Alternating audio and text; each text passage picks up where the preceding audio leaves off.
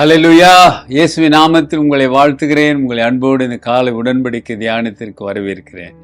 And you most welcome to the Covenant of the Day. And today is the 13th July 2026 Monday, திங்கட்கிழமை. இந்த புதிய வாரத்திலே கர்த்தர் உங்களோடு இருந்து உங்களை ஆசீர்வதித்து வழி நடத்தி காட்பாராக. வெளிப்படுத்தும் சுவிசேஷத்தை நாம் பார்த்து கொண்டு வருகிறோம். நேற்று வரை யோவான் கிறிஸ்துவை குறித்தான வெளிப்பாடை, கிறிஸ்துவை குறித்தான காரியங்களை மேன்மையாக சொல்லுகிறதை நாம் தியானித்தோம். இன்றைக்கு அவருடைய நிலைமையை அவர் சொல்லுகிறதை நாம் பார்க்க போகிறோம். அது ரெவலேஷன் சாப்டர் 1 verse 9, வெளிப்படுத்தின விசேஷம் 1ஆம் அதிகாரம் 9வது வசனம். பார்ப்போங்களா? I John, both your brother and companion in the tribulation and kingdom and passion of Jesus Christ, was on the island that is called Patmos for the word of God and for the testimony of Jesus Christ. உங்கள் சகோதரனும் இயேசு கிறிஸ்து நிமித்தம் வருகிற உபத்திரத்துக்கு, அவருடைய ராஜ்யத்துக்கும் அவருடைய பொறுமைக்கும் உங்கள் உடன் பங்காளிகளாய் இருக்கிற யோவானாகிய நான், தேவ வசனத்தின் நிமித்தம் இயேசு கிறிஸ்துவை பற்றிய சாட்சி நிமித்தமும் பத்மு என்னும் தீவிலே இருந்தேன். பத்மு என்ற தீவிலே இருந்து அவர் நம்மோடு பேசுகிறார். அருமையானவர்களே, Patmos island, he was from Patmos island, பத்மி தீவு. அவரை நாடு கடத்தினார்கள். எதற்காக நாடு கடத்தினார்கள்? Why he was sent as a prisoner?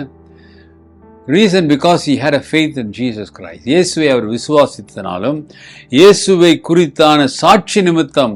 அப்படின்னா இயேசுவை குறித்தான சாட்சினா அவர்தான் ரட்சகர், அவர்தான் மேசையா, அவர்தான் மனித குலத்துக்காக சிலுவையில உயிரை கொடுத்தவர், உயிரோடு வந்தவர், இன்றைக்கு உயிரோடு இருக்கிறார் என்ற அந்த செய்தி நிமித்தம் தான், அந்த சாட்சி நிமித்தம் தான் அவருக்கு சிறை தண்டனை கொடுத்தார். அவரை கொல்ல பார்த்தார்கள்.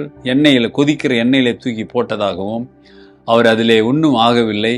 பலவிதமான முறையிலே அவரை கொல்ல நினைத்தார்கள். ஆனால் கர்த்தர் அவரை காத்து கொண்டார்.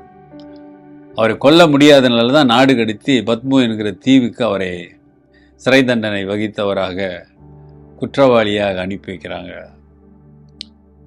அங்கே ஆட்கள் இது மாதிரி நாடு கடத்தப்பட்டவர்கள் தான் அங்கே இருப்பாங்க.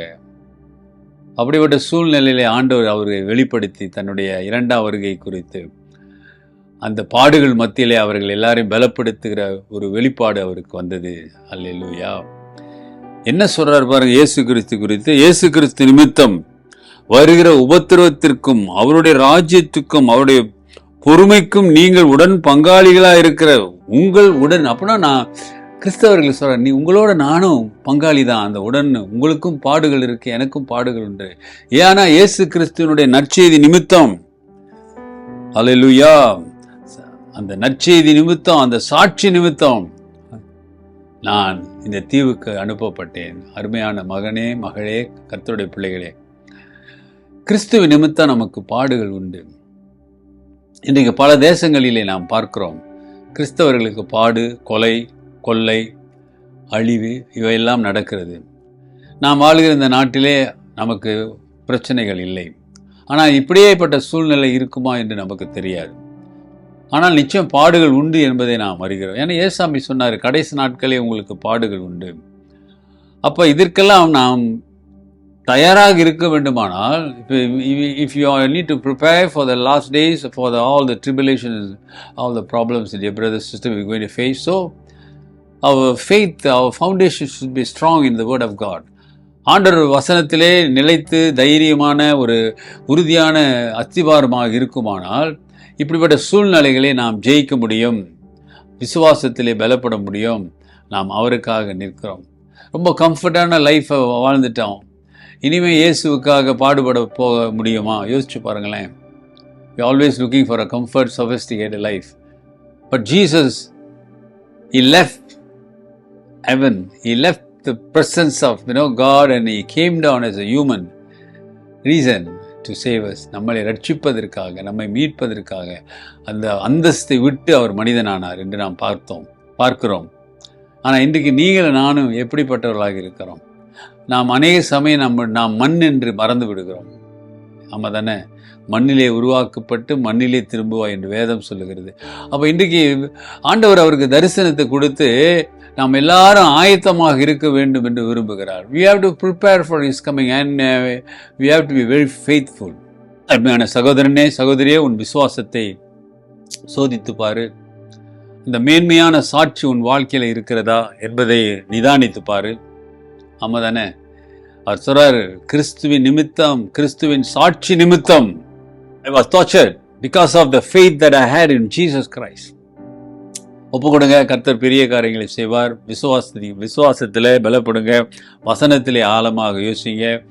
உங்கள் வாழ்க்கை நல்ல தரமாக இருக்கட்டும். ஜெபிப்போம். நல்ல ஆண்டவரே, இந்த காலவேளைக்காக நன்றி. இன்னைக்கு ஒப்பு கொடுக்குற பிள்ளைகள் மீது உங்களுடைய கிருபை தாங்கட்டும், உங்களுடைய வல்லமை கடந்து போகட்டும். ஆண்டவரே, எல்லா சூழ்நிலையிலும் உமக்காய் வாழக்கூடிய கிருபை கொடுங்க. இன்னைக்கு ஒப்பு கொடுக்குற பிள்ளைகள் மீது உங்களுடைய கிருபை தங்கட்டும். ஆண்டவரே, இன்னைக்கும் அவங்க வாழ்க்கையில் ஒரு அற்புதம் செய்யுங்க, ஆசீர்வதியுங்க. உங்களுடைய வசனமே சத்தியம். இயேசுவின் நாமத்தில் பிதாவே, ஆமேன். நமது ஆண்டவராக இயேசுடைய கிருபை, பிதாவின் அன்பு, பரிசுத்தாவின் ஐக்கியம் உங்களோடு உங்களை ஆசீர்வதித்து காப்பதாக.